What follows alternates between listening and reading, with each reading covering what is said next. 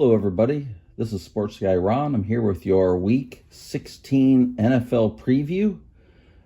For the season, the year to date, I am 146-75-1 on my win predictions. I'm 103-116-3 on my spread predictions. Let's get to it. Big game of the week, Thursday night, tonight, NFC West matchup. The LA Rams against the Seattle Seahawks, both teams 11-3. Seattle at home favored by 1.5. Give me the Rams to win and to cover. We have the battle for the NFC West and the number one seed here in this game. Davante Adams is doubtful. Tackle Charles Cross is out for Seattle. That's going to be big against the Rams defensive line. Although Braden Fisk is out for the Rams defensive line, but you still got other guys there that are real tough to deal with. Can Sam Darnold play well in a big game at the end of the season? You know, we've had some games where he's thrown a lot of interceptions here lately. Last year and the last 2 weeks of the season in the playoffs. Didn't have very good games for Minnesota. So there's some question about that. These are the reasons I'm taking LA. Plus, I think their offense is a little more two-dimensional. I like their run game better than Seattle's, with Kyron Williams and Blake Corum versus Charbonnet and Kenneth Walker. So those reasons, I'm taking the Rams. We have two games on Saturday this week. We have Philadelphia. The Eagles are 9-5 going into Washington 4-10. I'm taking the Eagles to win and to cover 6.5 points. Is Philly back on track after dominating the Raiders last week? I'm predicting for sure that Washington is going to show up in this divisional game. They're going to want to try to knock Philly off. I don't think this is one where Washington's going to try to sleepwalk through it. So I got that going for Washington. But I just think Philly's got enough. Can Washington move the ball versus Philly's defense? They did pretty well against the Giants last week moving the ball, but I don't think they're going to have quite the success against Philadelphia's defense. So that's the reasons I'm taking Philadelphia. The second game is the other big game of the weekend. On Saturday, we have an NFC North battle for first place, battle for the division between Green Bay, they're 9-4-1, at Chicago 10-4. Green Bay's actually favored by 1.5. I'm taking Chicago to win and to cover. So you have Micah Parsons not there. How is Green Bay going to adjust? How are they going to put pressure on the quarterback? They still have Rashawn Gary and stuff, but, I just think that's going to hurt them. It's obviously a big loss for Green Bay's defense. They'll have to adjust to it. This is not the game to be doing that the first game out. Can Caleb raise his game? Caleb Williams raise his game in this big situation. He's been doing it this season. I'm predicting he's going to do it. I think they're going to win. I'm predicting Chicago to win and to cover. The next game is the first game on Sunday at 1 o'clock. We have the LA Chargers, 10-4, going into Dallas, 6-7-1. Dallas happens to be favored by 2.5 points. I'm taking the Chargers to win and to cover. The Chargers are just a better team. To them, it doesn't much matter whether they're on the road or at home. It's not a whole lot different for them. The question is Justin Herbert healthy? What's his situation? He's been playing the last two games. He's been banged around those last two games a bit against Philly and Kansas City's defense. Dallas's defense, they were really showing strides, but then they really tanked against Minnesota. So what are we going to get from their defense in this game? They're hanging on by a thread in the playoff race. They're like 1%. Check out my playoff video talking about the different percentages and things. Which team can pressure the quarterback? The Chargers have been doing it quite a bit lately. Odafe Oweh was a big pickup from the Ravens. He's been sacking the quarterback at a regular rate lately. Dallas, they have a good interior pass rush with Quinn Williams and Kenny Clark. So we'll see what happens there. I'm predicting the Chargers. In a game that doesn't mean anything for the playoffs, we have Minnesota 6-8 going to the Giants 2-12. The Minnesota's a 3-point favorite on the road. I guess I can understand that with the Giants on an 8-game losing streak. Which J.J. McCarthy shows up in this game? Will he build on the Dallas game, which he played well, or will he play back to the level he was playing back at before? That's a good question. With a young quarterback, it's hard to tell. Can Jackson Dart avoid big hits? He's been knocked out of the game a few times. He took some big hits and stayed in the game the last couple. Jameis Winston's backing up Dart, so bringing him in isn't the worst thing in the world for the Giants, so we'll see what happens there. I'm taking the Giants to win and to cover in this game. I just like the Giants to break out of it and get a win. I've been predicting it, and I haven't been getting it, so I guess I'm going to keep up with it. Next game, another game that doesn't have playoff implications. We have Cincinnati going to Miami. Cincinnati's 4-10, Miami's 6-8. Cincinnati's 4.5-point favorites. I'm taking Cincy to win and to cover. Miami has benched Tua. They're bringing Quinn Ewers in to start. Don't really understand that one, to be honest. I mean, I guess Tua being benched. I think this is a contract-related benching, but Ewers just, I don't see him being NFL ready, or, I just don't think that's going to work out for them. T. Higgins was not at practice on Thursday. He's questionable. We'll see if he plays or not. Can Joe Burrow bounce back? He played really poorly against Baltimore. He needs a bounce-back game. Him and Jamar Chase, I think, can have a big game. That's why I'm taking Cincinnati to win and to cover. In an NFC South matchup for the division, the battle for the division lead, Tampa Bay is at Carolina, both teams 7-7. Tampa Bay is favored by 3. I'm taking Carolina at home to win and to cover. I just feel like Carolina, Tampa's been off. They are getting healthier on offense. Their weapons are coming back, but Baker, I'm still not sure about him being healthy.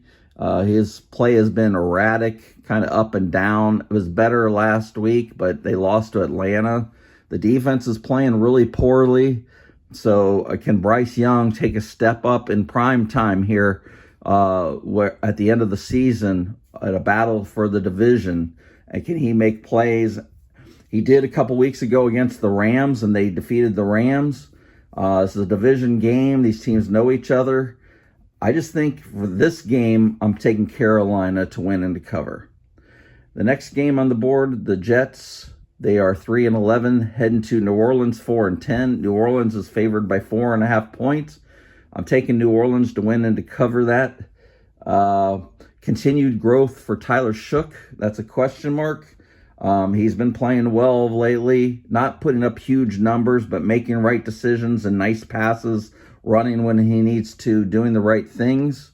Can New York get an interception? They have no interceptions for the entire 2025 season. That's a crazy stat. It just seems unbelievable. Maybe against a rookie quarterback here they can get one, but we'll see. I think you're going to get a big game from Chris Olave. He's Shook's favorite target. The Jets no longer have Sauce Gardner. They're playing out the string at the end of the season. I'm thinking that for those reasons, Olave is going to have a big game. So that's the first board. Let's go to board number 2. Okay, in the next 1 o'clock Sunday game, we have Buffalo. They are 10-point favorites traveling to Cleveland. Buffalo's 10-4, Cleveland's 3-11. I'm taking Buffalo to win and to cover the 10 points. Nothing I've been seeing lately from Cleveland states that they're going to try to win this game, that they're going to show up for Kevin Stefanski. That's one of the questions I have up here. I just haven't seen it. I mean, I think they're going to try to get Myles Garrett the sack record. That's about all I can say. Quinshon Judkins, can he balance Cleveland's offense? I believe the Buffalo is one of the worst teams as far as running backs before contact. So, they're getting like 3 yards before they get hit. So Cleveland's had a problem, though, on that offensive line. It's just abysmal right now, and it does not look good. They might get Wyatt Teller back. That might help them, but So we'll see if Judkins can get the ball rolling a little bit. Can Cleveland's defense slow down Josh Allen and James Cook? Those are the two main playmakers for Buffalo right now. I just don't see that they're going to be able to stop them when they have to. And I'm going to take Buffalo to win and to cover. I think this is a 2-touchdown game for sure. The last game at 1 o'clock, we have Kansas City 6-8 at Tennessee 2-12. Kansas City's a 3-point favorite. I'm taking Kansas City to win and to cover. Thought about taking Tennessee. Gardner Minshew is starting for Kansas City with Mahomes out for the rest of the season. What's Kansas City's mindset after being eliminated? That's a good question. Andy Reid is a great coach. I think he's going to get them motivated to win this game. So we'll see about that. Tony Pollard has 2 good rushing games in a row, going up against a usually tough Kansas City run defense, although they Chargers ran on them a little bit last week, so we'll see about that. But I'm going to take Kansas City to win and to cover. The 4 o'clock games, the first game is a really good one. We have Jacksonville 10-4 heading to Denver 12-2. Denver's a 3-point favorite. I'm taking Denver to win and to cover. I just think Jacksonville's due for a clunker game, so I'm looking forward to that to happen. Denver clinches the AFC West with a win. We have a battle of defenses. Denver's is number 3 in scoring defense. Jacksonville's number 10. Although in the last 3 games, they're the 3rd best scoring defense. These teams and their defenses are 1 and 2 in allowing rushing yards per game. So these are really tough defenses. So we'll see about that. Trevor Lawrence, can he come close to the performance he put up last week when he accounted for 6 touchdowns? I don't think you need 6 touchdowns out of him every week, but can he play well again and not turn the ball over? I think against Denver's defense, that's a tough ask, so that's why I'm taking Denver to win and to cover. The next game, we have Atlanta 5-9 against Arizona 3-11. Atlanta is actually a 3-point favorite. I'm taking Arizona to win and to cover. I know that Arizona's 3-11, but a lot of them games are against 3 very tough NFC West teams: the Rams, Seattle, San Francisco. So I think they're a little better than their record is. Is Drake London back for Atlanta? That's a very good possibility. It's looking like he's thinking like he might play.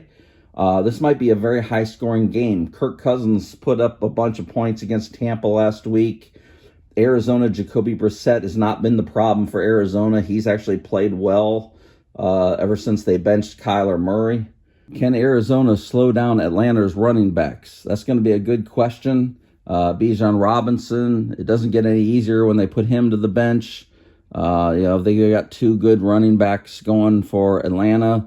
They alternate quite a bit, and I'm thinking that that might be a big thing for Atlanta, but I'm still taking Arizona to win and to cover. The next game, we had Las Vegas. They're 2-12, traveling to Houston 9-5. Houston's a 14-point favorite. It's a lot of points, but I'm taking Houston to win and to cover. Vegas just looks like they've quit. Will they show up? I don't think so. They lost 31-0 last week. They've not been playing well. I'm not sure who's quarterbacking. I'm not sure it matters. Houston's 9-2 in the last 11 games. And are we going to see more of Jawhar Jordan? He was a revelation a little bit last week for Houston. When he subbed in for Woody Marks, he ended up with over 100 yards running. They can use that with Nick Chubb out. So I just think Houston's going to be able to score. I don't think Vegas is going to score much on Houston's defense. I wouldn't be surprised if Houston's defense scores more than the Vegas offense. So that's why I'm taking Houston. Okay, so then we have the last game at 4 o'clock. We have the Pittsburgh Steelers, 8-6, leading the AFC North, heading to Detroit, 8-6. Detroit is a 6.5-point favorite. I'm taking Detroit to win and to cover. Detroit, their backs are against the wall. They really need to win this game. They really need to win out pretty much. At least 2 of 3 for sure. Can Pittsburgh's defense keep improving? They played pretty well as of late. They got that big victory over Baltimore not too long ago.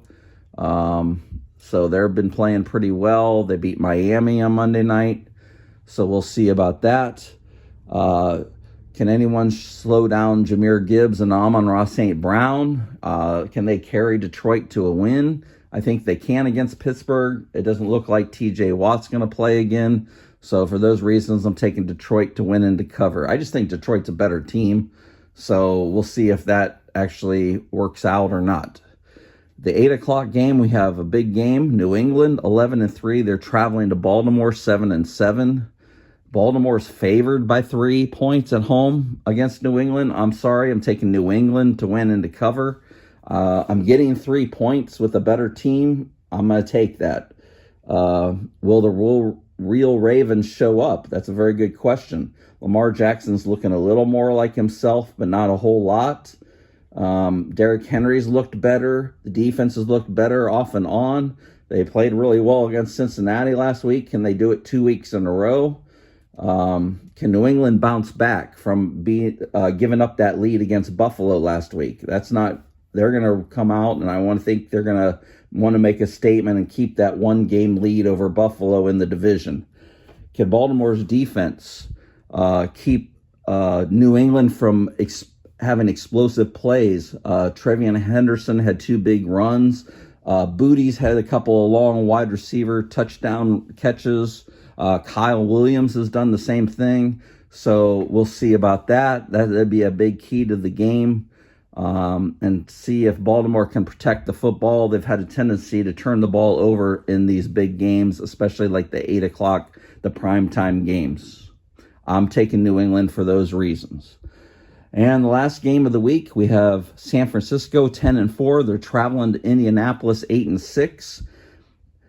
San Francisco's favored by 5.5 points. This is Indianapolis' last stand. Philip Rivers is still starting.